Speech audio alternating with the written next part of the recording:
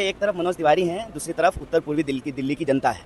मैं नहीं हूँ। मैं यह बात इसलिए कह रहा हूँ कि आप वहाँ के लोगों से जब बात करेंगे तो वो सांसद महोदय के काम से बेहद नाराज़ हैं। उनकी शिकायत यह है कि 10 साल में मनोज तिवारी जी दिखाई नहीं दिए, लोगों के सुख दुख में खड़े नहीं हुए, और वहाँ के लोगों की जो परेशानियाँ हैं, चाहे वो ट्रैफिक की समस्या हो, जल भराव की समस्या हो, डीडीए की मनमानी हो, किसी भी चीज़ में सांसद महोदय जनता के साथ खड़े नहीं होते हैं। तो यह चुनाव जो है धीरे धीरे अब 2 पार्टी के बीच में नहीं है, 2 व्यक्ति के बीच में नहीं है, यह चुनाव एनडीए बनाम जनता हो गई है।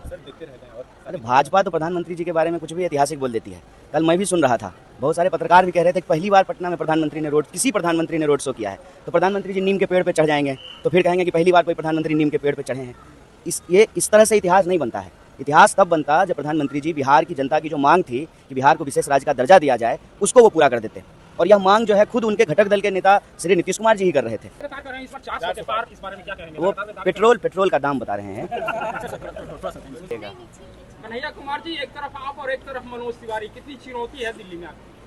देखिए, एक तरफ मनोज तिवारी हैं, दूसरी तरफ उत्तर पूर्वी दिल्ली की जनता है। मैं नहीं हूँ। मैं यह बात इसलिए कह रहा हूँ कि आप वहाँ के लोगों से जब बात करेंगे तो वो सांसद महोदय के काम से बेहद नाराज़ हैं। उनकी शिकायत यह है कि 10 साल में मनोज तिवारी जी दिखाई नहीं दिए, लोगों के सुख दुख में खड़े नहीं हुए, और वहाँ के लोगों की जो परेशानियाँ हैं, चाहे वो ट्रैफिक की समस्या हो, जल भराव की समस्या हो, डीडीए की मनमानी हो, किसी भी चीज़ में सांसद महोदय जनता के साथ खड़े नहीं होते हैं। तो यह चुनाव जो है धीरे धीरे अब 2 पार्टी के बीच में नहीं है, 2 व्यक्ति के बीच में नहीं है, यह चुनाव एनडीए बनाम जनता हो गई है। सर, कल प्रधानमंत्री का रोड शो था पटना में और भाजपा वाले लोग दावा कर रहे हैं कि ऐसा ऐतिहासिक रोड शो हुआ है कि लोग देखते रह गए। और अरे भाजपा तो प्रधानमंत्री जी के बारे में कुछ भी ऐतिहासिक बोल देती है।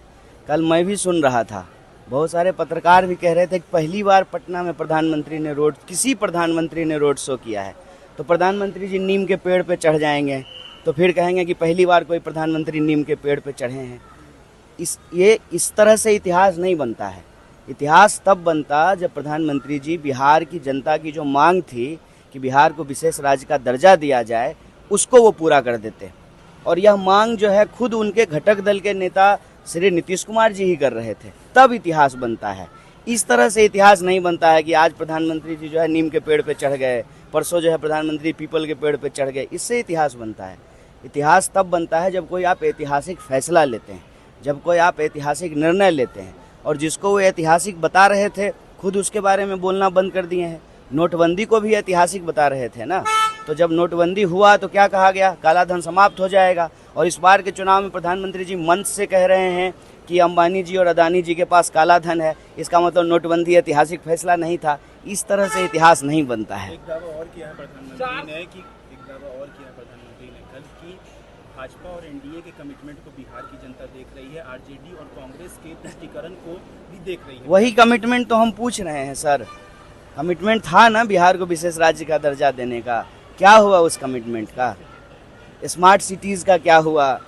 जो सांसद गांव अच्छा, आप लोगों को याद होगा कि सांसद लोग गांव गोद लिए थे। तो मेरा आपसे आग्रह है, एक बार इस देश के लोकतंत्र के लिए, लोगों के लिए एक बार उन गांवों को जाकर के दिखा दीजिए कि जो गांव ये लोग गोद लिए थे विकास के नाम पर, वो विकास गोद में ही है कि जो है पैदल चलने लगा है, अपने पैर पे खड़ा हो गया। जरा दिखाइए ना उन गाँवों को। सारे सांसदों ने जो है गांव गोद लिए थे। ये जो कमिटमेंट की बात है उसकी सच्चाई बिहार की जनता समझ रही, और आपको बता दें जनता समझ रही है। ये इस बार का चुनाव जो है ना, 2 अलायंस के बीच में और 2 पार्टी के बीच में नहीं हो रहा है। इस बार देश की जनता एनडीए के सामने लड़ रही है। अपना खाना खा करके चुपचाप जा करके वोट कर रही है, क्योंकि उनको महसूस होने लगा है कि देश में तानाशाही बढ़ रही है। और जिस तरह से बीजेपी सांसद का लड़का बूथ को कैप्चर करके हाथ में ईवीएम लेकर के वीडियो बना करके कहता है कि ईवीएम मेरे बाप का है, इसको जनता समझ रही है। इसीलिए मैं कह रहा हूँ कि हवाबाजी करने दीजिए, शोबाजी करने दीजिए।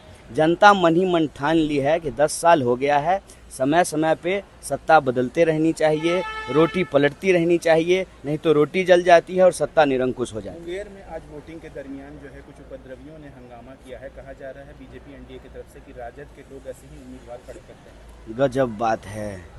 मैंने सरकार आप चला रहे हैं, लॉ एंड ऑर्डर आपके हाथ में है, गृह मंत्री आप हैं, पुलिस आपके अंडर में है, मतलब और आरोप जो है विपक्ष पे लगाएंगे। लॉ एंड ऑर्डर की जिम्मेवारी तो सरकार की होती है। हालांकि मुझे इस घटना की जानकारी नहीं है, मैं एक जनरल बात कह रहा हूँ। कन्हैया कुमार जी, लगातार बातें आ रही थी कि आप बिहार से चुनाव लड़ेंगे, लेकिन जब जब बातें बिहार से चुनाव लड़ने की तो आती है, विधानसभा का चुनाव नहीं है ना, ये विधानसभा का चुनाव नहीं है ना, लोकसभा का चुनाव है ना। यहाँ से जब भी आप बातें करते हैं तो लड़ने लोग की यहाँ तो से लोग यहाँ से बाहर भेज दिया नहीं नहीं, बाहर देखिए, बाहर जाना तो देखिए हर बिहारी की जो है सच्चाई हो गई है। वो पढ़ने के लिए बाहर जाना पड़ता है, नौकरी करने के लिए बाहर जाना पड़ता है, वो एक अलग बात है। लेकिन ये चुनाव विधानसभा का चुनाव नहीं है, लोकसभा का चुनाव है। और भारतीय राष्ट्रीय कांग्रेस विपक्ष की सबसे प्रमुख विपक्षी दल है, और वो पार्टी जहां जिम्मेदारी वहां देंगे वहां चुनाव लड़ेंगे। दिल्ली भी देश में है, बिहार भी देश में है। भाजपा वाले लगातार कर रहे हैं इस बार 400 के पार, इस बारे में क्या कहेंगे? वो लगातार वे दावे पेट्रोल का दाम बता रहे हैं।